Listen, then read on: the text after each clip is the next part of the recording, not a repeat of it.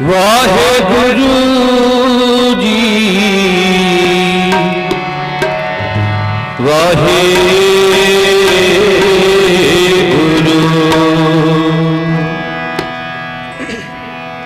वाहेगुरु वाहेगुरु।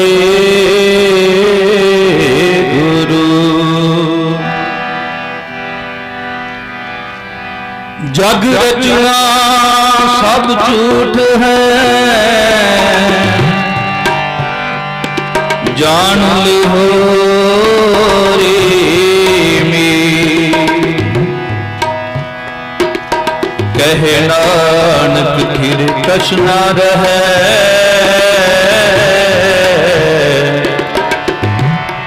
जो बालो की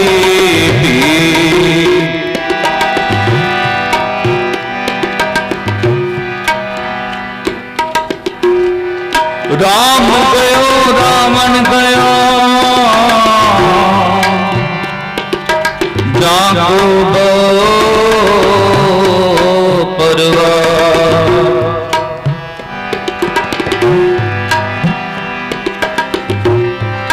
राम गयो रावण गयो, जाको बो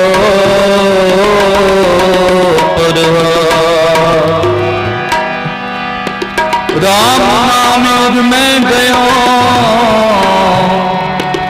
जाके सामने कोई। जी सिमरत संकट मिटे,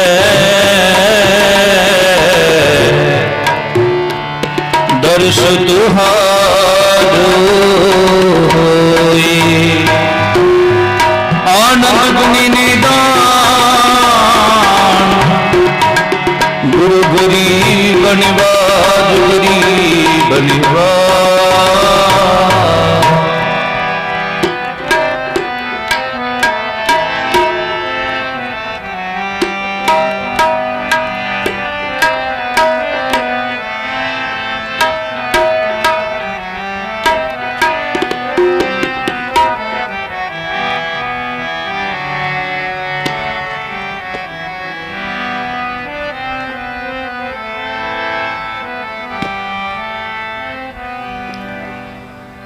कर्म न होती काया, कर्म न होती काया,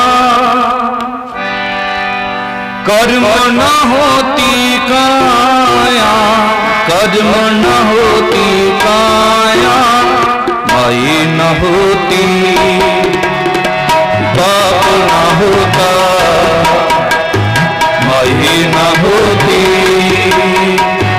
बाप न होता।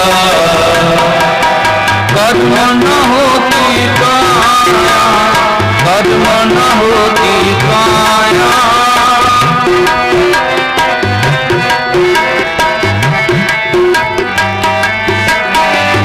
कर्म न होती काया, कर्म न होती काया।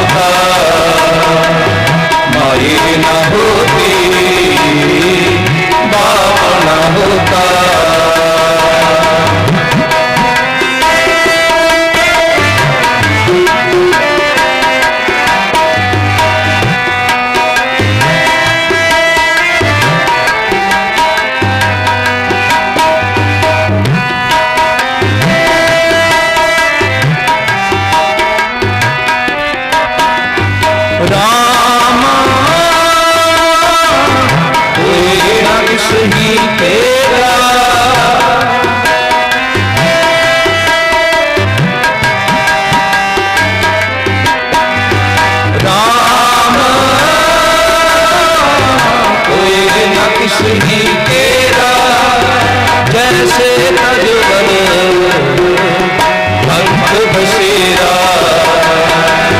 जैसे तजवन पंख बसेरा। कर्म न होती काया, कर्म न होती काया, कर्म न होती काया, कर्म न होती काया, कर्म न होती काया, कर्म न होती काया, माया न होती पाप न होता, माया न होती पाप न होता। कर्म न होती काया, कर्म न होती काया,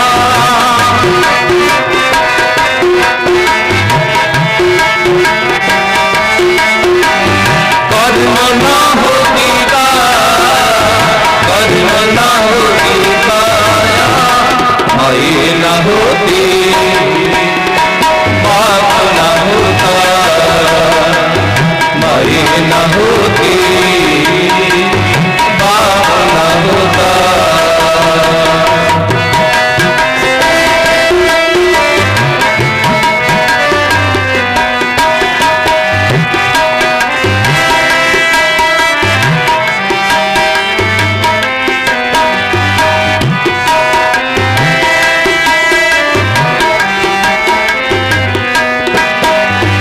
चंद न होता,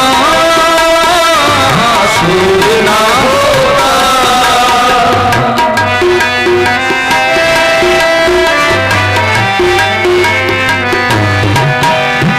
चंद न होता, सूर्य न होता, पानी पवन मिलाया, पानी पवन मिलाया। कर्म न होती काया, कर्म न होती काया, कर्म न होती काया, कर्म न होती काया, कर्म न होती काया, कर्म न होती काया, माया न होती पाप न होता, माया न होती पाप न होता। कर्म न होती काया, कर्म न होती काया, कर्म न होती काया, कर्म न होती काया, कर्म न होती काया, कर्म न होती काया, माया न होती पाप न होता, माया न होती पाप न होता।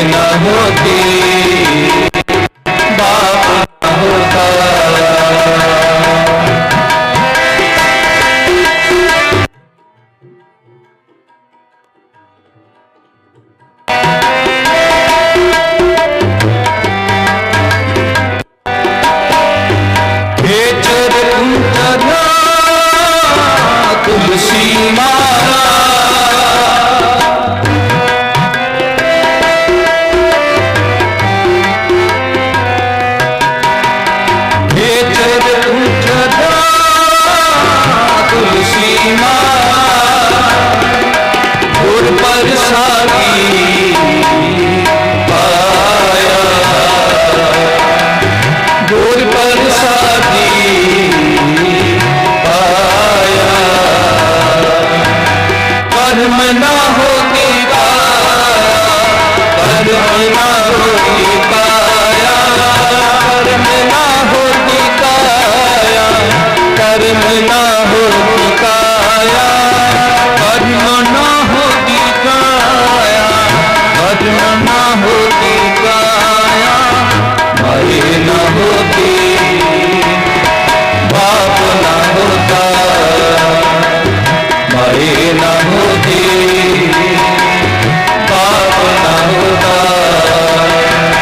कर्म ना होती काया, कर्म ना होती काया, कर्म ना होती काया, कर्म ना होती काया, कर्म ना होती काया, कर्म ना होती काया, माई ना होती,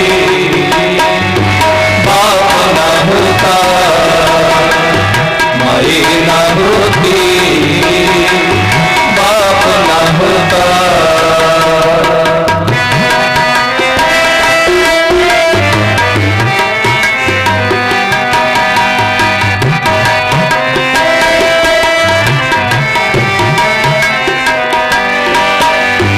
खेतर पूजा तुलसी माला,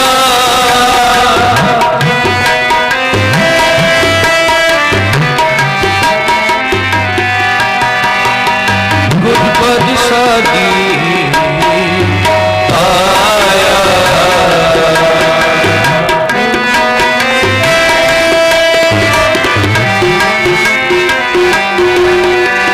नामाकरण में परम तात है,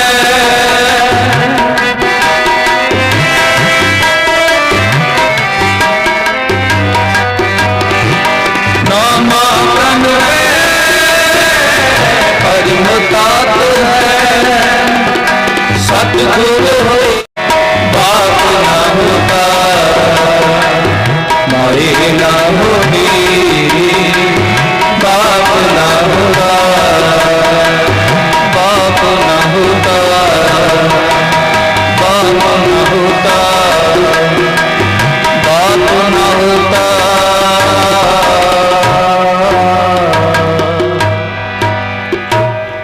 कर्म न होती काया, कर्म न होती काया, कर्म न होती काया, कर्म न होती काया, माई न होती, बाप न होता, माई न होती, बाप न होता।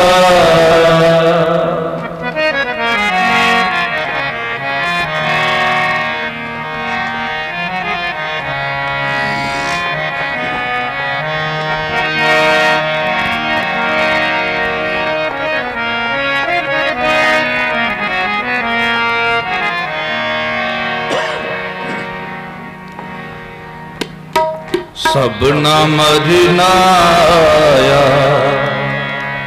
बिछोड़ा सबना,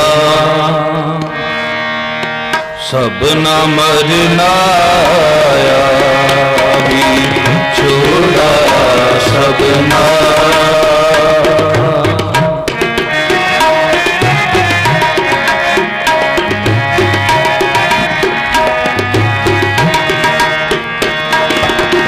सबना मरनाया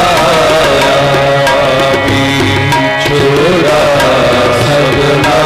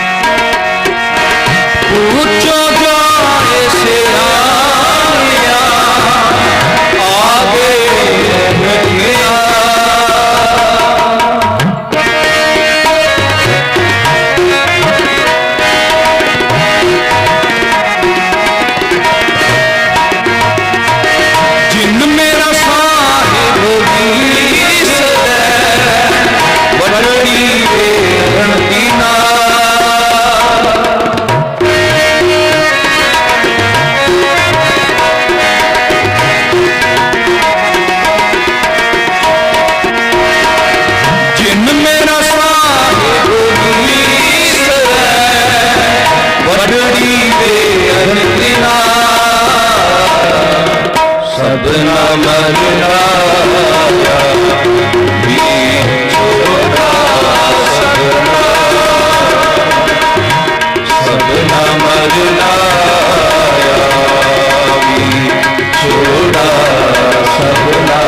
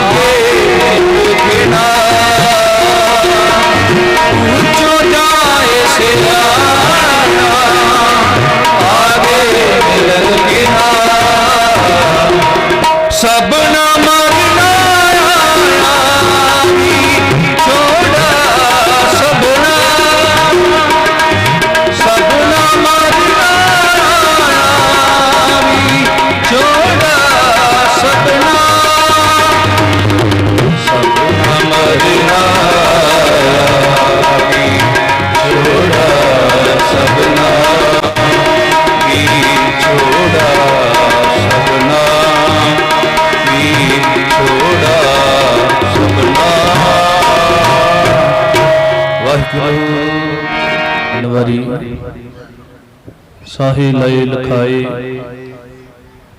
मलक जे कन्नी सुनी दा मूँह दिखाले आए।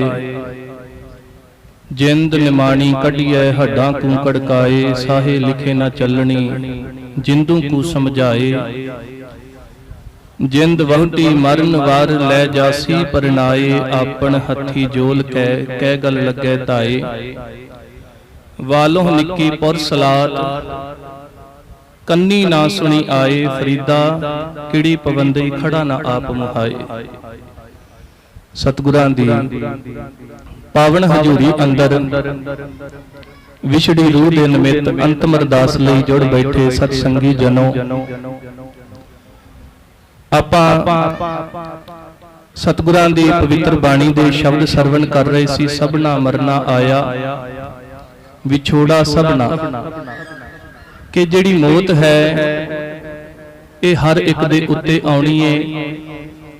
ये विछोड़ा सारियां दा पैना है। ख्याल करिया जे फरीद साहब ने सतगुरां दी पवित्र बाणी दे अंदर जदों श्लोकां दी प्रारंभता कीती, कहंदे जित दिहाड़े धन वरी साहे लय लिखाए।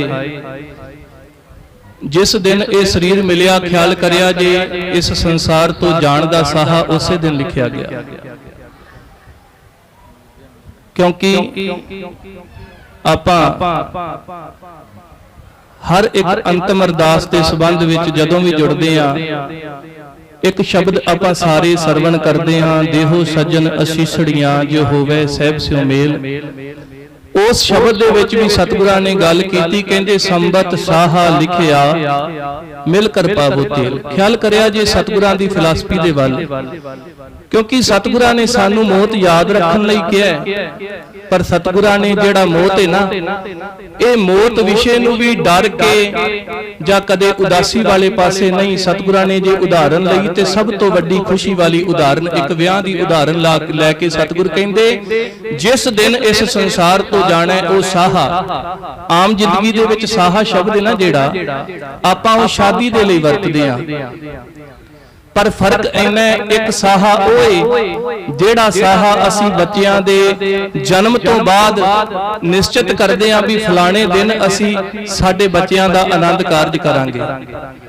ते ख्याल करिया जे सतगुरां ने बाणी दे अंदर भी इस मौत नू एक विआह दा नाम दिता, क्योंकि सतगुर कहंदे फरीद साहब ने बाणी च किया, कहंदे जिंद वहुटी मरन वार। जिंद जिहड़ी है ये एक वोटी दी तरह, एक लाड़ी दी तरह है। ते ख्याल करिया जे मरन वार दे जिहड़ी मौत है इन्ने लाड़ा बन के आउणा ते इनू परना के ले जाना। फरीद साहब ने इस श्लोकां दी आरंभता दे विच सारी गल आही कीती, कहंदे मलक जे कन्नी सुनी दा। मलकल जिहड़ा है, जिस तरह आपां जम कहने आ गुरमुखो, मलकल मुसलमान धर्म के मुताबिक यह मौत का फरिश्ता है। एक अजराइल मौत का देवता मन्निया गया ते एक मलकल। ते फरीद साहब ने अगे भी श्लोकां च जाके जिक्र किया, कहंदे मलकल मौत जा आवसी। जदों फरीद साहब ने कहा भी 3.5 मन देहरी चलै पानी अन्न, 3.5 मन सीधी जी गल है, साडे वजन का जिक्र किया। चलै पानी अन्न साडे जीवन का सहारा, साडी देही की जरूरत है अन्न ते पानी है। पर कहंदे मलकल मौत जा आवसी सब दरवाजे भन। मौत जिहड़ी है वो सारे दरवाजे भन के। हुण ख्याल करिया जी दरवाजा, दरवाजा जिहड़ा शब्द है ना गुरमुखो, ये एक टेक दा सिंबल है, एक टेक दा एक आसरे दा संकेत है दरवाजा। ते जदों फरीद साहब जी गल करते ने मलकल मौत जा आवसी सब दरवाजे भन, ख्याल करिया जे केवल घर दे विच लगे हुए 2-4 कमरियां दे दरवाजे जां मेन गेट की गल नहीं चलदी, क्योंकि जीवन दे विच बंदे ने बहुत सारे दरवाजे, बहुत सारे सहारे, बहुत सारियां टेकां, बहुत सारे आसरे बनाए ने। हुण उन्हां सहारियां दी गल करदे ने, क्योंकि सब तो वड्डा सहारा बंदे ने धन दौलत नूं बनाया अपने जीवन दे विच। पर ध्यान दिओ, वड्डे वड्डे धनाड़ मौत तो नहीं जे बच सके। वड्डे वड्डे धनाड़ां नूं मौत आई। अगला सहारा, अगला दरवाजा, अगली टेके सरीरक बल। ਤੇ ਗੁਰਮੁਖੋ ਵੱਡੇ ਵੱਡੇ ਬਾਹੂਬਲੀ ਵੀ ਮੌਤ ਅੱਗੇ ਗੋਡੇ ਟੇਕ ਗਏ। ਉਸ ਤੋਂ ਅੱਗੇ ਸਾਡਾ ਸਹਾਰਾ, ਸਾਡਾ ਦਰਵਾਜ਼ਾ, ਸਾਡੀ ਟੇਕ, ਸਾਡਾ ਚਲਾਕੀ, ਸਾਡੀ ਸੂਝ-ਬੂਝ, ਸਾਡੀ ਚਤੁਰਾਈ। ਪਰ ਗੁਰਮੁਖ ਪਿਆਰਿਓ, ਜਿਹੜੀ ਚਤੁਰਾਈ, ਜਿਹੜੀ ਚਤਲਾਕੀ ਸੀ, ਖਿਆਲ ਕਰਿਆ ਜੇ ਚਲਾਕ ਵੀ, ਵੱਡੇ ਤੋਂ ਵੱਡੇ ਚਤੁਰ ਵੀ, ਉਹ ਮੌਤ ਤੋਂ ਬਚ ਨਹੀਂ ਸਕੇ। ਚਲਾਕੀਆਂ ਦੁਨਿਆਵੀ ਕੰਮਾਂ ਦੇ ਵਿੱਚ ਉਹਨਾਂ ਨੇ ਬਹੁਤ ਵਰਤੀਆਂ, ਦੁਨੀਆ ਦੇ ਲੋਕਾਂ ਨੂੰ ਚਤੁਰਾਈ ਦੇ ਨਾਲ ਬਹੁਤ ਠੱਗਿਆ, ਪਰ ਮੌਤ ਤੋਂ ਉਹ ਵੀ ਬਚ ਨਹੀਂ ਦੇ ਸਕੇ। ਉਸ ਤੋਂ ਅੱਗੇ ਹੈ ਸਾਡਾ ਦਰਵਾਜ਼ਾ, ਸਾਡਾ ਸਹਾਰਾ, ਜੀਵਨ ਦੇ ਵਿੱਚ ਜਿਉਣ ਦਾ ਗਿਆਨ। ਪਰ ਗੁਰਮੁਖ ਪਿਆਰਿਓ, ਗਿਆਨ ਵੀ ਮੌਤ ਤੋਂ ਨਹੀਂ ਬਚਾ ਸਕਦਾ, ਉਹ ਗੱਲ ਵੱਖਰੀ ਹੈ। ਗੁਰੂ ਕੀ ਬਾਣੀ ਦਾ ਗਿਆਨ ਲੈ ਕੇ ਅਸੀਂ ਜਿਉਂਦਿਆਂ ਜੀ ਜਦੋਂ ਆਪਣੇ ਵਿਕਾਰਾਂ ਨੂੰ ਖਤਮ ਕਰ ਲੈਂਦੇ ਆ ਤੇ ਫਿਰ ਬਹੁਰ ਨਾ ਮਰਨਾ ਹੋਏ। ਉਹ ਮਰਨਾ ਕਿਹੜਾ ਏ? ਜਦੋਂ ਬੰਦਾ ਆਪਣੇ ਅੰਦਰੋਂ ਆਪਣੇ ਫੁਰਨੇ ਖਤਮ ਕਰ ਲੈਂਦਾ ਏ, ਆਪਣੀਆਂ ਜਿਹੜੀਆਂ ਵਿਕਾਰਾਂ ਪ੍ਰਤੀ ਉਹਦੀਆਂ ਇੱਛਾਵਾਂ ਨੇ ਉਹ ਮੁੱਕ ਜਾਂਦੀਆਂ ਨੇ ਨਾ, ਤੇ ਉਦੋਂ ਇਨਸਾਨ ਨਾਨਕ ਜੀਵਤਿਆਂ ਮਰ ਰਹੀ ਹੈ, ਐਸਾ ਯੋਗ ਕਮਾਈਏ ਵਾਲੀ ਅਵਸਥਾ ਵਿੱਚ ਪਹੁੰਚ ਜਾਂਦਾ ਹੈ। ਸੋ ਮੈਂ ਗੱਲ ਕਰ ਰਿਹਾ ਸੀ ਧਨ ਵਾਲੇ ਦਰਵਾਜ਼ੇ ਦੀ। ਖਿਆਲ ਕਰਿਆ ਜੇ ਸਤਿਗੁਰਾਂ ਨੇ ਬਾਣੀ ਦੇ ਅੰਦਰ ਬਿਲਕੁਲ ਸਪਸ਼ਟ ਬਹੁਤ ਸਾਰੀਆਂ ਉਦਾਹਰਨਾਂ, ਬਹੁਤ ਸਾਰੇ ਐਸੇ ਨਾਮਾਂ ਦਾ ਜ਼ਿਕਰ ਕਰਕੇ ਸਾਨੂੰ ਸਮਝਾਉਣਾ ਕੀਤਾ ਕਿ ਵੱਡੇ ਵੱਡੇ ਧਨਾੜ ਵੀ ਦੁਨੀਆ ਤੇ ਨਹੀਂ ਰਹੇ। ਸਤਿਗੁਰੂ ਜੀ ਬਾਣੀ ਵਿੱਚ ਕਹਿੰਦੇ ਨਾ, ਕੂੜ ਰਾਜਾ, ਕੂੜ ਪਰਜਾ, ਕੂੜ ਸਭ ਸੰਸਾਰ, ਕੂੜ ਮੰਡਪ, ਕੂੜ ਮਾੜੀ, ਕੂੜ ਬੈਸਨਹਾਰ।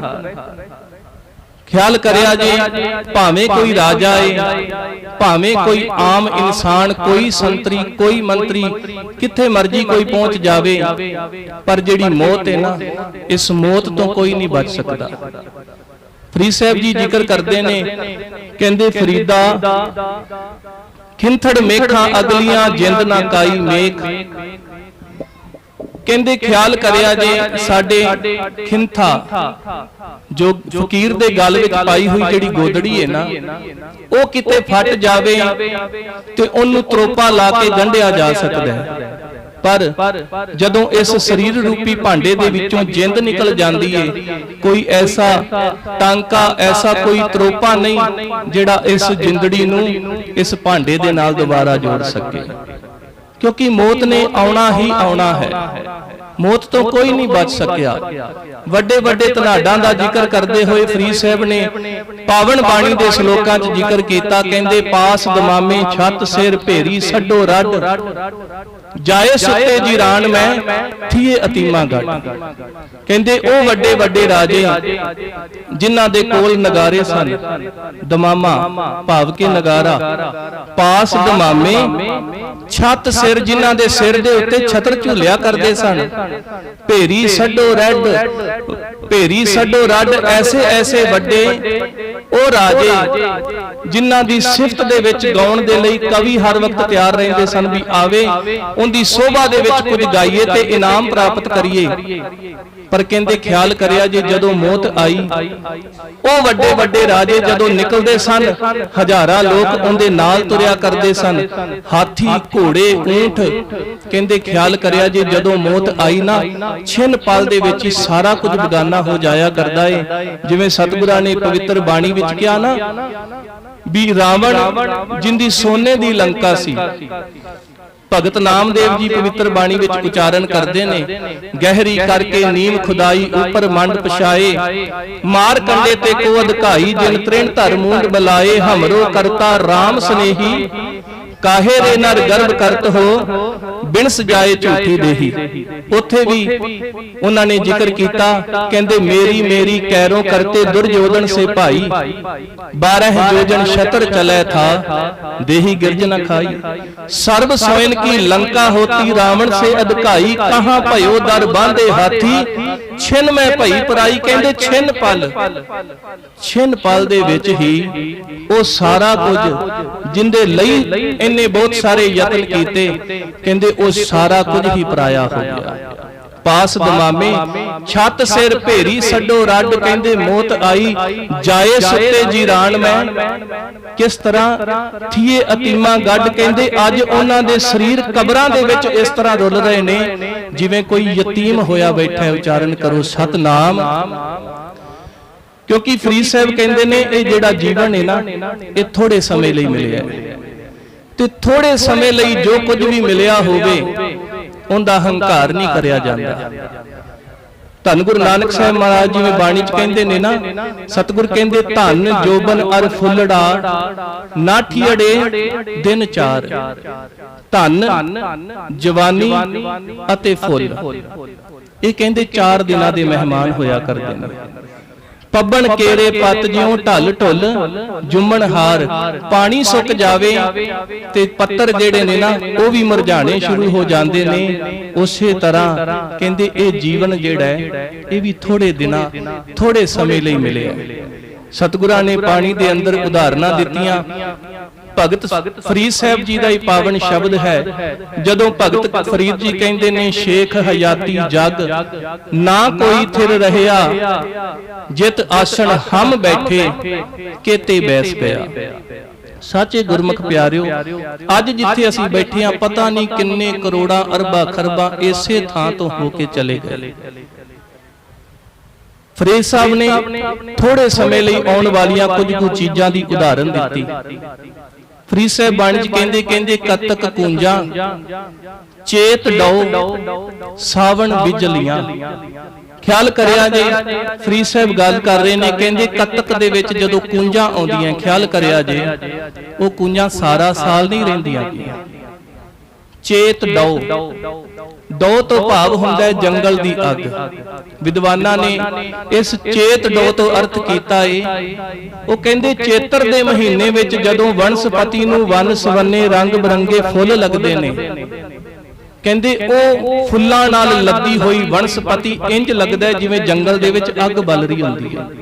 क्योंकि लटा लट भरपूर ने वो फुੱਲਾਂ दे नाल लदी हुई वनस्पति है ते कहंदे इस तरह दा नज़ारा वेख के इंज लगदा है जिवें जंगल नूं अग लगी होवे। ते फरीद साहब कहंदे कतक कुंजा चेत डौ सावन बिजलियां। सावन दे विच जिहड़ियां बिजलियां चमकदियां वेखियां हुण तुसीं जवाब दिया जे कि वो सारा साल वो नज़ारा वो घटावा सारा साल नहीं कुछ समय लई। अगे फरीद साहब कहंदे सी आले सोहंदियां फिर संग बैठड़ियां। एक दुनियावी उदाहरण वो इस्त्री जिंदा पति विदेश दे विच व्यापार दे लई जां होर कारोबार दे लई जांदा है।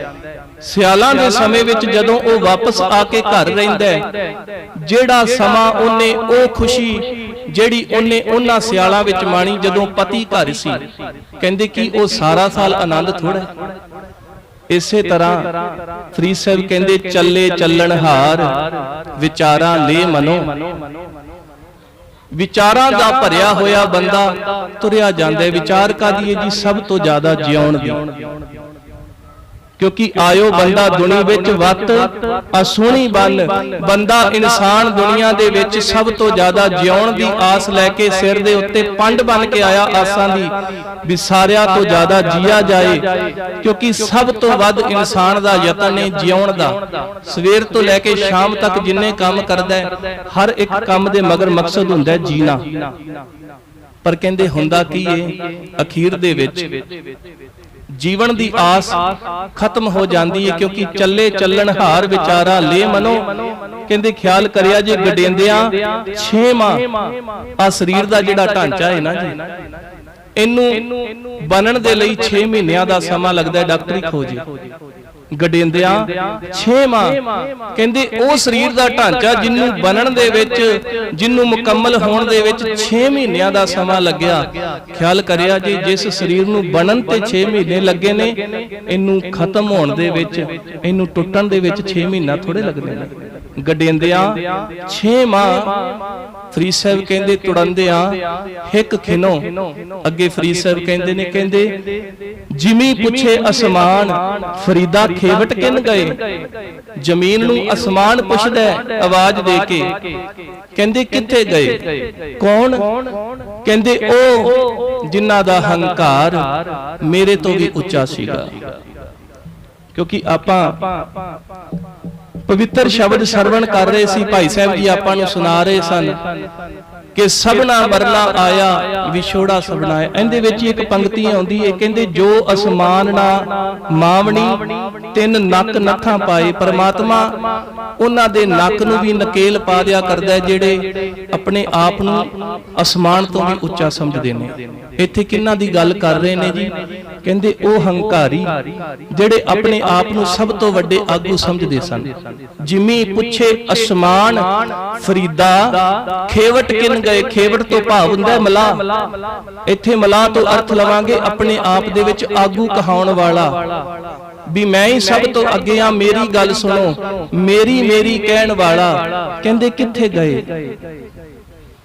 ਤੇ ਫਰੀਦ ਸਾਹਿਬ ਜਵਾਬ ਕੀ ਦਿੰਦੇ ਨੇ? ਕਹਿੰਦੇ ਜ਼ਮੀਨ ਦੇ ਵਿੱਚੋਂ ਜਵਾਬ ਆਇਆ, ਕਹਿੰਦੇ ਜਾਲਣ ਗੋਰਾ ਨਾਲ ਉਲਾਮੇ ਜੀ ਸਹੇ। ਕਹਿੰਦੇ ਸਰੀਰ ਤੇ ਉਹਨਾਂ ਦੇ ਕਬਰਾਂ ਦੇ ਵਿੱਚ ਰੁਲ ਰਹੇ ਨੇ। ਸਰੀਰ ਜਿਹੜੇ ਨੇ ਉਹ ਕਬਰਾਂ ਦੇ ਵਿੱਚ ਰੁਲ ਰਹੇ ਨੇ ਅਤੇ ਉਲਾਮੇ ਜੀ ਸਹੇ ਤੋਂ ਭਾਵ ਕਹਿੰਦੇ ਉਹਨਾਂ ਦੀ ਜਿਹੜੀ ਜਿੰਦੜੀ ਸੀ ਨਾ, ਉਹਨਾਂ ਨੂੰ ਪਰਮਾਤਮਾ ਦੇ ਘਰ ਦੇ ਵਿੱਚ ਫਿਟਕਾਰਾਂ ਪੈ ਰਹੀਆਂ। ਕਿਉਂ? ਕਿਉਂਕਿ ਨਾਮ ਨਹੀਂ ਜਪ ਕੇ ਗਏ। ਇਸ ਲਈ ਮਹਾਰਾਜ ਦੀ ਬਾਣੀ ਕਹਿੰਦੀ, ਆਪਾਂ ਸ਼ਬਦ ਸਰਵਣ ਕਰ ਰਹੇ ਸੀ, ਜੋ ਸਾਡੇ ਤੋਂ ਪਹਿਲਾਂ ਭੈਣਾਂ ਸ਼ਬਦ ਗਾ ਕੇ ਗਈਆਂ, ਕਹਿੰਦੇ ਰਾਮ ਸਿਮਰ ਪਛਤਾਏਗਾ ਮਨ। ਕਿ ਹੇ ਮੇਰੇ ਮਨਾ ਤੂੰ ਪਰਮਾਤਮਾ ਦਾ ਨਾਮ ਸਿਮਰ ਲੈ, ਉਹਦੇ ਨਾਮ ਨੂੰ ਜਪ ਲੈ। ਕਿਉਂ? ਕਿਉਂਕਿ ਕਹਿੰਦੇ ਪਾਪੀ ਜੀੜਾ ਲੋਭ ਕਰਤ ਹੈ ਆਜ ਕਾਲ ਉੱਠ ਜਾਏਗਾ। ਅੱਜ ਪਤਾ ਨਹੀਂ ਕੱਲ ਇਸ ਸਰੀਰ ਨੂੰ ਛੱਡ ਕੇ, ਇਸ ਦੁਨੀਆ ਨੂੰ ਛੱਡ ਕੇ ਚਲੇ ਜਾਣਾ। ਪਰ ਤੇਰੀ ਹਾਲਤ ਕੈਸੀ ਏ? ਲਾਲਚ ਲਾਗੇ ਜਨਮ ਗਵਾਇਆ, ਮਾਇਆ ਭਰਮ ਭੁਲਾਹੇਗਾ। ਧਨ ਜੋਬਨ ਕਾ ਗਰਭ ਨਾ ਕੀਜੈ, ਕਾਗਜ਼ ਕਿਉਂ ਗਲ ਜਾਏਗਾ। ਇੱਥੇ ਵੀ ਗੱਲ ਉਹੀ ਕੀਤੀ। ਇਹ ਧਨ ਅਤੇ ਜੋਬਨ, ਇਹਨਾਂ ਦਾ ਕਦੇ ਨਹੀਂ ਮਾਣ ਕਰਨਾ ਚਾਹੀਦਾ। ਖਿਆਲ ਕਰਿਆ ਜੇ ਨਾ ਤੇ ਧਨ ਕਿਸੇ ਦੇ ਕੋਲ ਸਦਾ ਰਹੀ ਰਹਿੰਦਾ ਤੇ ਨਾ ਹੀ ਆ ਜਵਾਨੀ ਜਿਹੜੀ ਹੈ ਨਾ ਇਹ ਸਦਾ ਲਈ ਕਿਸੇ ਤੇ ਰਹਿੰਦੀ। ਇੱਕ ਸ਼ਾਇਰ ਨੇ ਬੜਾ ਸੋਹਣਾ ਲਿਖਿਆ ਹੈ, ਕਹਿੰਦੇ ਐ ਮੌਲਾ ਤੇਰੀ ਇਹ ਦੁਨੀਆ ਫਾਨੀ ਦੇਖੀ। ਫਾਨੀ ਸੰਸਾਰ ਹੈ, ਆਪਾਂ ਜਾਣਦੇ ਆ। ਕਹਿੰਦੇ ਇਸ ਦੁਨੀਆ में हर एक शय आनी जानी देखी।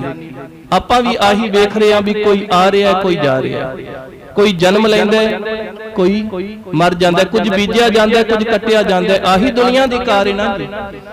ਪਰ ਕਹਿੰਦੇ ਇੱਕ ਗੱਲ ਦੇਖ ਕੇ ਬੜੀ ਹੈਰਾਨੀ ਹੋਈ। ਕਿਹੜੀ? ਕਹਿੰਦੇ ਜੋ ਆਕਰ ਨਾ ਜਾਏ ਉਹ ਬੁਢੇਪਾ ਦੇਖਾ, ਤੇ ਜੋ ਜਾਕਰ ਨਾ ਆਏ ਉਹ ਜਵਾਨੀ ਦੇਖੇ। ਖਿਆਲ ਕਰਿਆ ਜੀ ਜਵਾਨੀ ਕਦੇ ਮੁੜਦੀ ਨਹੀਂ ਤੇ ਬੁਢੇਪਾ ਕਦੇ ਜਾਇਆ ਨਹੀਂ ਕਰਦਾ। ਇਸੇ ਲਈ ਤੇ ਫਰੀਦ ਸਾਹਿਬ ਨੂੰ ਅਖੀਰ ਕਹਿਣਾ ਪਿਆ, ਕਹਿੰਦੇ ਫਰੀਦਾ ਇੰਨੀ ਨਿੱਕੀ ਜੰਗੀ ਐ ਥਲ ਡੋਗਰ ਭਵਿਓ। ਕਹਿੰਦੇ ਆਹੀ ਲੱਤਾਂ ਜਿਨ੍ਹਾਂ ਲੱਤਾਂ ਨੇ ਪਤਾ ਨਹੀਂ ਕਿੰਨੇ ਕਿੰਨੇ ਪਰਬਤ ਗਾ ਲਏ, ਕੋਈ ਉਦੋਂ ਫਰਕ ਨਹੀਂ ਪਿਆ। ਪਰ ਕਹਿੰਦੇ ਅੱਜ ਫਰੀਦਾ ਕੁਜੜਾ ਸਹਿ ਕੋ ਹਾਥੀਆਂ। ਕਹਿੰਦੇ ਅੱਜ ਕਮਰੇ ਵਿੱਚ ਬੈਠਾ, ਇਸੇ ਕਮਰੇ ਦੀ ਨੁੱਕਰ ਤੇ ਇੱਕ ਕੁੱਜਾ ਪਿਆ ਪਾਣੀ ਵਾਲਾ, ਤੇ ਉਹ ਕੁੱਜਾ ਚੱਕਣਾ ਚਾਹਣਾ ਪਰ ਮੇਰੀ ਪਹੁੰਚ ਨਹੀਂ ਪੈਂਦੀ।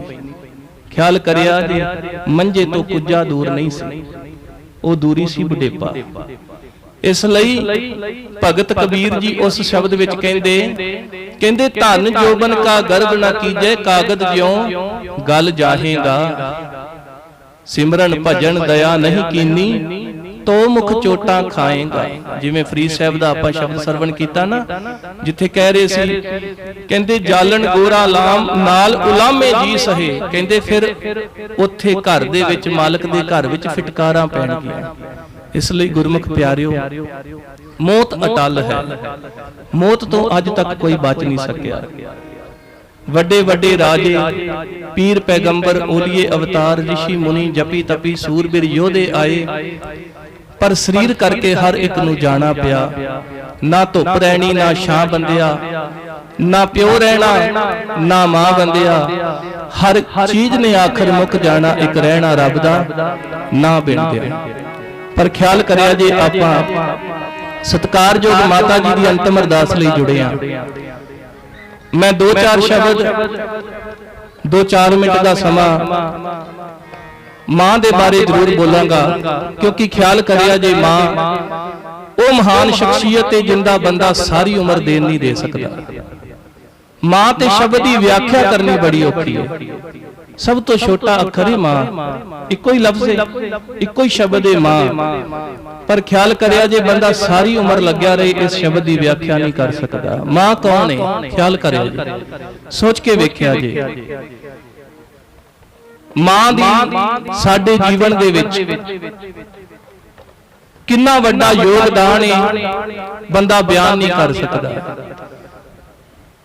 ਕਿਉਂਕਿ ਗੁਰਮੁਖ ਪਿਆਰਿਓ, ਕਈ ਵਾਰ ਪ੍ਰਸ਼ਾਦਾ ਬੱਚਿਆਂ ਨੇ ਨਹੀਂ ਛਕਿਆ ਹੁੰਦਾ, ਪਰ ਅੰਦਰਾਂ ਮਾਂ ਦੀਆਂ ਭੁੱਖੀਆਂ ਹੁੰਦੀਆਂ ਨੇ। ਬੱਚੇ ਦੇ ਪੈਰ ਵਿੱਚ ਕਿਤੇ ਕੰਡਾ ਚੁੱਭ ਜੇ ਨਾ ਤੇ ਮਾਂ ਦਾ ਕਲੇਜਾ ਵਿੰਨਿਆ ਜਾਂਦਾ ਹੈ। ਗੁਰਮੁਖ ਪਿਆਰਿਓ, ਮਾਂ ਦਾ ਦੇਣ ਬੰਦਾ ਸਾਰੀ ਉਮਰ ਨਹੀਂ ਦੇ ਸਕਦਾ। ਬੱਚੇ ਮਾਂ ਦਾ ਦੇਣ ਨਹੀਂ ਦੇ ਸਕਦੇ। ਹਾਏ ਲੋਕੋ ਸੋ ਸੋ ਲਾਡ ਲਡਾਉਣ ਮਾਵਾਂ, ਸੁੱਕੀ ਥਾਂ ਤੇ ਪਾਉਂਦੀਆਂ ਬੱਚਿਆਂ ਨੂੰ ਤੇ ਆਪ ਗਿੱਲੀ ਥਾਂ ਤੇ ਸੌਣ ਮਾਵਾਂ। ਮਾਂ ਦਾ ਕਿਰਦਾਰ ਬਹੁਤ ਉੱਚਾ ਹੈ। ਖਿਆਲ ਕਰਿਆ ਜੀ ਗੁਰੂ ਨਾਨਕ ਸਾਹਿਬ ਮਹਾਰਾਜ ਜੀ ਨੇ, ਕਿਉਂਕਿ ਇਸਤਰੀ ਇੱਕ ਜੀਵਨ ਦੇ ਵਿੱਚ ਬਹੁਤ ਸਾਰੇ ਰਿਸ਼ਤੇ ਨਿਭਾਉਂਦੀ ਏ। ਉਹ ਧੀ ਏ, ਉਹ ਭੈਣ ਏ, ਉਹ ਘਰ ਵਾਲੀ ਪਤਨੀ ਏ, ਉਹ ਮਾਂ ਏ, ਸੱਸ ਏ, ਨੂੰਹ ਏ, ਬਹੁਤ ਸਾਰੇ ਰਿਸ਼ਤੇ ਨੇ ਨਾ। ਪਰ ਉਹਨਾਂ ਰਿਸ਼ਤਿਆਂ ਦੇ ਵਿੱਚੋਂ ਗੁਰੂ ਨਾਨਕ ਸਾਹਿਬ ਮਹਾਰਾਜ ਜੀ ਨੇ ਵੀ ਜਦੋਂ ਇਸਤਰੀ ਨੂੰ ਮਾਣ ਸਤਿਕਾਰ ਦੇਣ ਦੀ ਗੱਲ ਕੀਤੀ ਤੇ ਕਿਹੜਾ ਰਿਸ਼ਤਾ ਚੁਣਿਆ ਜੀ? ਪਾਤਸ਼ਾਹ ਕਹਿੰਦੇ ਸੋ ਕਿਉ ਮੰਦਾ ਆਖੀਐ ਜਿਤ ਜੰਮੇ ਰਾਜਾਨ, ਭਾਵ ਕਿ ਇੱਕ ਮਾਂ ਜਿਨੇ ਜਨਮ ਦਿੱਤਾ ਵੱਡੇ ਵੱਡੇ ਰਾਜਿਆਂ ਨੂੰ, ਵੱਡੇ ਵੱਡੇ ਸੂਰਬੀਰ ਯੋਧਿਆਂ ਨੂੰ, ਅਵਤਾਰਾਂ ਨੂੰ। ਕਹਿੰਦੇ ਉਸ ਔਰਤ ਨੂੰ ਨਿੰਦਣਾ ਨਹੀਂ ਚਾਹੀਦਾ। ਪਰ ਮਾਫ ਕਰਿਆ ਜੇ ਗੁਰਮੁਖ ਪਿਆਰਿਓ, ਅੱਜ ਸਾਡੇ ਸਮਾਜ ਦੇ ਵਿੱਚ ਇੱਕ ਬੜੀ ਵੱਡੀ ਗਿਰਾਵਟ ਆ ਗਈ ਹੈ। ਮਾਪਿਆਂ ਨੂੰ, ਬਜ਼ੁਰਗਾਂ ਨੂੰ ਉਹਨਾਂ ਦਾ ਬਣਦਾ ਸਤਿਕਾਰ ਨਹੀਂ ਮਿਲ ਰਿਹਾ। ਮੈਂ ਹਰੇਕ ਘਰ ਦੀ ਗੱਲ ਨਹੀਂ ਕਰਦਾ, ਕਿਉਂਕਿ ਬਹੁਤ ਸਾਰੇ ਐਸੇ ਘਰ ਵੀ ਵੇਖਣ ਨੂੰ ਮਿਲੇ ਜਿਨ੍ਹਾਂ ਘਰਾਂ ਦੇ ਵਿੱਚ ਮਾਂ-ਬਾਪ ਦਾ ਸਤਿਕਾਰ ਰੱਬ ਤੋਂ ਵੀ ਵੱਧ ਕੇ ਹੈ। ਪਰ ਮੈਂ ਸਮਝਦਾ ਅੱਜ ਬਰਕਤਾਂ ਵੀ ਉੱਥੇ ਨੇ ਜਿੱਥੇ ਮਾਂ-ਬਾਪ ਦਾ ਸਤਿਕਾਰ ਹੈ। ਕਿਉਂਕਿ ਗੁਰਮੁਖ ਪਿਆਰਿਓ, ਜਿਨ੍ਹਾਂ ਘਰਾਂ ਦੇ ਵਿੱਚ ਮਾਂ-ਬਾਪ ਦਾ ਸਤਿਕਾਰ ਹੈ, ਉਹਨਾਂ ਘਰਾਂ ਦੇ ਵਿੱਚ ਕੋਈ ਐਸੀ ਦੁਨਿਆਵੀ ਚੀਜ਼ ਨਹੀਂ ਹੋਏਗੀ ਜਿੰਦੀ ਕਮੀ ਰਹਿ ਜਾਵੇਗੀ। ਕਿਉਂਕਿ ਜਦੋਂ ਮਾਂ-ਬਾਪ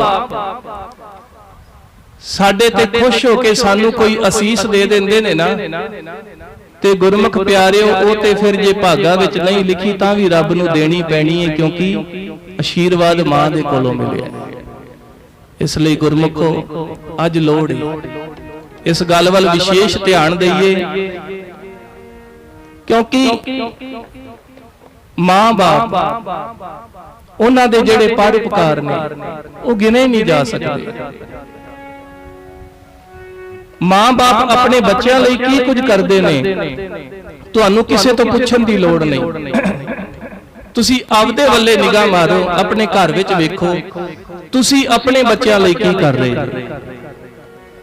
ਜੇ ਤੁਸੀਂ ਆਪਣੇ ਆਪ ਨੂੰ ਪੁੱਛੋ ਵੀ ਮੈਂ ਆਪਣੇ ਬੱਚਿਆਂ ਲਈ ਕੀ ਕੁਝ ਕਰ ਰਿਹਾ, ਤੇ ਤੁਹਾਡਾ ਆਪਣਾ ਜਵਾਬ ਹੋਵੇਗਾ ਵੀ ਮੈਂ ਜੋ ਕੁਝ ਕਰ ਰਿਹਾ ਕਰ ਹੀ ਬੱਚਿਆਂ ਲਈ ਰਿਹਾ। ਤੇ ਖਿਆਲ ਕਰਿਆ ਜੇ ਗੁਰਮੁਖੋ, ਜੇ ਅਸੀਂ ਆਪਣੇ ਬੱਚਿਆਂ ਲਈ ਕਰ ਰਹੇ ਹਾਂ ਤੇ ਸਾਡੇ ਮਾਂ-ਬਾਪ ਨੇ ਵੀ ਸਾਡੇ ਲਈ ਕੀਤਾ ਹੈ। ਤੇ ਅੱਜ ਤੇ ਕਿਉਂਕਿ ਸਮਾਂ ਵੀ ਬੜਾ ਸੁਖਾਲਾ ਹੈ, ਹਰ ਇੱਕ ਕੰਮ ਤੁਸੀਂ ਇੱਕ ਬਟਨ ਨੱਪੋ, ਸਾਰੇ ਕੰਮ ਆਟੋਮੈਟਿਕਲੀ ਹੋ ਰਹੇ, ਮਸ਼ੀਨੀ ਯੁੱਗ ਹੈ। ਪਰ ਸਾਡੇ ਮਾਂ-ਬਾਪ ਨੇ ਤੇ ਉਹ ਔਖੇ ਸਮੇਂ ਦੇ ਵਿੱਚ ਵੀ ਪਰਿਵਾਰਾਂ ਵਿੱਚ ਉਹ ਇਤਫਾਕ ਬਣਾ ਕੇ ਰੱਖਿਆ।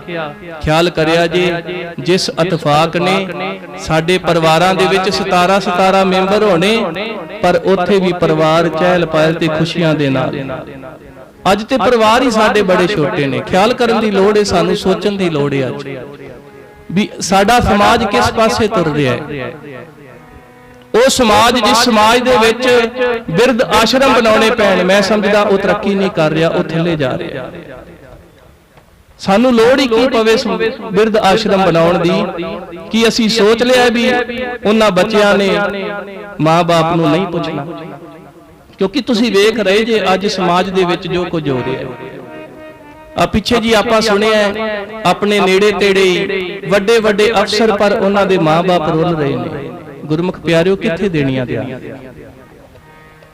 ਕਿਉਂਕਿ ਮਾਂ-ਬਾਪ ਸਾਨੂੰ ਸੁੱਖਾਂ ਮੰਨ ਕੇ ਪ੍ਰਮਾਤਮਾ ਦੇ ਕੋਲੋਂ ਲੈਂਦੇ ਨੇ। ਇਸੇ ਲਈ ਭਾਈ ਗੁਰਦਾਸ ਨੂੰ ਕਹਿਣਾ ਪਿਆ, ਕਹਿੰਦੇ ਜਿਹੜੇ ਮਾਂ-ਬਾਪ ਨੂੰ ਭੁੱਲ ਕੇ ਤੇ ਭਾਵੇਂ ਜਿੱਡੇ ਮਰਜ਼ੀ ਵੱਡੇ ਦਾਨੀ ਬਣ ਜਾਣ, ਉਹ ਪ੍ਰਮਾਤਮਾ ਦੇ ਘਰ ਦੇ ਵਿੱਚ ਪ੍ਰਵਾਨ ਨਹੀਂ, ਉਹ ਬੇਈਮਾਨ ਕਹਾਉਣਗੇ। ਮਾਂ ਪਿਓ ਪਰ ਹਰ ਕਰੇ ਦਾਨ, ਬੇਈਮਾਨ ਅਗਿਆਨ ਪ੍ਰਾਨੀ। ਮਾਂ-ਬਾਪ ਨੂੰ ਜਿਹੜੇ ਭੁੱਲ ਕੇ ਬਾਹਰ ਭਾਵੇਂ ਲੰਗਰਾਂ ਦੇ ਵਿੱਚ ਜਿੱਡੀਆਂ ਮਰਜ਼ੀ ਸੇਵਾਵਾਂ ਕਰਦੇ ਰਹਿਣ, ਕਹਿੰਦੇ ਉਹ ਪ੍ਰਮਾਤਮਾ ਦੇ ਘਰ ਦੇ ਵਿੱਚ ਬੇਈਮਾਨ ਅਖਵਾਉਣਗੇ। ਇਸ ਲਈ ਗੁਰਮੁਖੋ, ਮੈਂ ਤੇ ਇੱਕੋ ਹੀ ਗੱਲ ਕਹਿਣਾ ਵੀ ਸਾਂਭ ਲਓ ਮਾਪੇ, ਰੱਬ ਮਿਲੇਗਾ ਆਪੇ। ਤੁਹਾਨੂੰ ਲੱਭਣ ਦੀ ਲੋੜ ਨਹੀਂ ਪੈਣੀ, ਰੱਬ ਤੁਹਾਡੇ ਘਰੇ ਬੈਠਾ ਜੀ। ਤੀਰਥ ਕਰਦਾ ਫਿਰਨਾ, ਉਹ ਤੀਰਥ ਤੇਰੇ ਘਰ ਬੰਦਿਆ, ਸਭ ਤੋਂ ਵੱਡਾ ਤੀਰਥ ਸੇਵਾ ਮਾਂ-ਬਾਪ ਦੀ ਕਰ ਬੰਦਿਆ। ਤੇ ਖਿਆਲ ਕਰਿਆ ਜੇ ਮਾਂ-ਬਾਪ ਨੂੰ ਸਾਡੇ ਕੋਲੋਂ ਹੋਰ ਕੁਝ ਚਾਹੀਦਾ ਵੀ ਨਹੀਂ, ਮਾਂ-ਬਾਪ ਨੂੰ ਸਾਡੇ ਕੋਲੋਂ ਕੋਈ ਪਦਾਰਥ ਨਹੀਂ ਚਾਹੀਦੇ, ਕੋਈ ਐਸ਼ੋ ਆਰਾਮ ਦਾ ਜੀਵਨ ਨਹੀਂ ਚਾਹੀਦਾ। ਮਾਂ-ਬਾਪ ਤੇ ਕੇਵਲ ਇਹ ਚਾਹੁੰਦੇ ਨੇ ਵੀ ਬੱਚੇ ਸਾਡੇ ਕੋਲ ਬੈਠਣ, ਸਾਡੇ ਨਾਲ ਕੁਝ ਸਮਾਂ ਗੱਲਾਂ ਕਰਨ, ਸਾਨੂੰ ਕੁਝ ਆਪਣੇ ਬਾਰੇ ਦੱਸਣ, ਅਸੀਂ ਉਹਨਾਂ ਨੂੰ ਆਪਣੇ ਬਾਰੇ ਕੁਝ ਦਸੀਏ। ਅੱਜ ਕਈ ਘਰਾਂ ਦੇ ਵਿੱਚ ਇਹ ਵੇਖਣ ਨੂੰ ਮਿਲਦਾ ਹੈ ਵੀ ਬੱਚੇ ਹਫਤਾ ਮਾਂ-ਬਾਪ ਨੂੰ ਮਿਲਦੇ ਹੀ ਨਹੀਂ, ਰਹਿੰਦੇ ਇੱਕੋ ਘਰ ਦੇ ਵਿੱਚ ਨੇ ਪਰ ਸਮਾਂ ਨਹੀਂ ਉਹਨਾਂ ਦੇ ਕੋਲ ਬੈਠਣ ਦਾ। ਇਹ ਅਸੀਂ ਕਿਸ ਪਾਸੇ ਤੁਰ ਰਹੇ ਹਾਂ? ਖਿਆਲ ਗੁਰਮੁਖੋ, ਮਾਂ-ਬਾਪ ਨੂੰ ਭੁੱਲ ਜਾਵਾਂਗੇ, ਕੱਖਾਂ ਵਾਂਗੂ ਰੁੱਲ ਜਾਵਾਂਗੇ। ਮਾਂ-ਬਾਪ ਤੋਂ ਬਿਨਾ ਸਾਡਾ ਦੁਨੀਆ ਵਿੱਚ ਸਭ ਤੋਂ ਵੱਡਾ ਕੋਈ ਸ਼ੁਭ ਚਿੰਤਕ ਨਹੀਂ ਗਾ ਜੀ। ਮਾਂ-ਬਾਪ ਸਾਡੇ ਸਭ ਤੋਂ ਵੱਡੇ ਸ਼ੁਭ ਚਿੰਤਕ ਨੇ। ਜਿੱਥੇ ਸਾਰੇ ਰਸਤੇ ਬੰਦ ਹੋ ਜਾਂਦੇ ਨੇ ਨਾ, ਖਿਆਲ ਕਰਿਆ ਜੇ ਮਾਂ-ਬਾਪ ਕਦੇ ਉੱਥੇ ਵੀ ਆਪਣੇ ਬੱਚਿਆਂ ਦਾ ਸਾਥ ਨਹੀਂ ਛੱਡਦੇ ਜੀ, ਉੱਥੇ ਵੀ ਨਾਲ ਖੜ ਜਾਂਦੇ ਨੇ। ਤੇ ਮਾਂ-ਬਾਪ ਨਾਲ ਜਿਹੜਾ ਬਿਤਾਇਆ ਹੋਇਆ ਸਮਾਂ ਹੈ ਉਹ ਇਨਸਾਨ ਦੀਆਂ ਯਾਦਾਂ ਵਿੱਚ ਸਦਾ ਲਈ ਵਸਿਆ ਰਹਿੰਦਾ। ਕਿਉਂਕਿ ਅੱਜ ਜੇ 80 ਸਾਲ ਦੇ ਬਜ਼ੁਰਗ ਨੂੰ ਵੀ ਠੋਕਰ ਲੱਗੇਗੀ ਨਾ, ਸੋਚ ਕੇ ਵੇਖਿਆ ਜੀ, 80 ਸਾਲ ਦਾ ਬਜ਼ੁਰਗ ਵੀ ਠੁੱਡਾ ਲੱਗੇਗਾ ਤੇ ਉਹਨੂੰ ਵੀ ਆਪਣੀ ਮਾਂ ਯਾਦ ਆਉਂਦੀ ਹੈ। ਐਡਾ ਵੱਡਾ ਕਿਰਦਾਰ ਹੈ ਮਾਂ ਦਾ। ਸੋ ਇੱਕ ਮਾਂ ਅੱਜ ਇਸ ਦੁਨੀਆ ਨੂੰ ਛੱਡ ਕੇ ਗਈ, ਆਪਾਂ ਉਹਨਾਂ ਦੀ ਅੰਤਮ ਅਰਦਾਸ ਲਈ ਜੁੜ ਬੈਠੇ ਹਾਂ। ਸੋ ਹੁਕਮ ਹੋਇਆ ਸੀ ਵੀਰਾਂ ਵੱਲੋਂ 5-7-10 ਮਿੰਟ ਦਾ ਸਮਾਂ ਭਾਈ ਸਾਹਿਬ ਜੀ ਨੇ ਵੀ ਲਾਉਣਾ ਹੈ। ਆਓ ਉਹਨਾਂ ਪਾਸੋਂ ਕੁਝ ਕੁ ਵਿਚਾਰਾਂ ਸਰਵਣ ਕਰੀਏ, ਉਪਰੰਤ ਅਸੀਸ ਆਨੰਦ ਸਾਹਿਬ ਪੜ੍ਹ ਕੇ ਆਪਾਂ ਗੁਰੂ ਚਰਨਾਂ ਵਿੱਚ ਅਰਦਾਸ ਬੇਨਤੀ ਲਈ ਜੁੜਾਂਗੇ ਜੀ। ਆਓ ਜੀ, ਭਾਈ ਸਾਹਿਬ ਜੀ ਪਾਸੋਂ ਕੁਝ ਸਮਾਂ ਗੁਰਮਤਿ ਵਿਚਾਰਾਂ ਸਰਵਣ ਕਰੀਏ। ਦਾਸਰਿਆਂ ਵੱਲੋਂ ਇੱਥੇ ਸਮਾਪਤੀ। ਭੁੱਲਾਂ ਚੁੱਕਾਂ ਦੀ ਖਿਮਾ।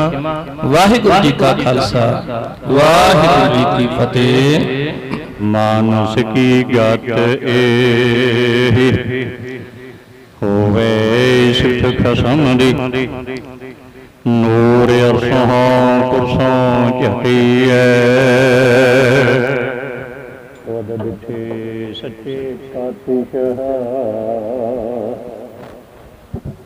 ਮਾਲ ਜਨਮ ਜਨਮ ਦੀ ਕੱਟੀਐ। ਸੱਜਣ ਸੱਚਾ ਪਾਤਸ਼ਾਹ, ਸਿਰ ਸ਼ਾਹਾਂ ਦੇ ਸ਼ਾਹ। ਜਿਸ ਪਾਸ ਬੈਠਿਆ ਸੋਹੀਐ, ਸਭਨਾ ਦਾ ਵੇਸਾਹ। ਸਤਨਾਮ ਸ੍ਰੀ ਵਾਹਿਗੁਰੂ ਸਾਹਿਬ ਜੀ। ਸੋਰਠ ਮਹਿਲਾ ਨੌਵਾਂ। ਰੇ ਨਰ ਇਹ ਸਾਚੀ ਜੀ ਧਾਰ, ਸਗਲ ਜਗਤ ਹੈ ਜੈਸੇ ਸੁਪਨਾ। ਬਿਨਸਤ ਲਗਤ ਨਾ ਬਾਰ। ਰੇ ਨਰ ਇਹ ਸਾਚੀ ਜੀ ਧਾਰ, ਸਗਲ ਜਗਤ ਹੈ ਜੈਸੇ ਸੁਪਨਾ। ਬਿਨਸਤ ਲਗਤ ਨਾ ਬਾਰ। ਰਹਾਉ ਬਾਰੂ ਭੀਤ ਬਣਾਈ ਰਚ ਪਚ, ਰਹਿਤ ਨਹੀਂ ਗਿਨੇ ਚਾਰ। ਤੈਸੇ ਹੀ ਇਹ ਸੁਖ ਮਾਇਆ ਕੇ, ਉਰਜਿਓ ਕਹਾਂ ਗਵਾਰ। ਅਜ ਹੁਣ ਸਮਝ ਕਛ ਬਿਗੜਿਓ ਨਾਹਿਨ, ਭਜਲੇ ਨਾਮ ਮੁਰਾਰ।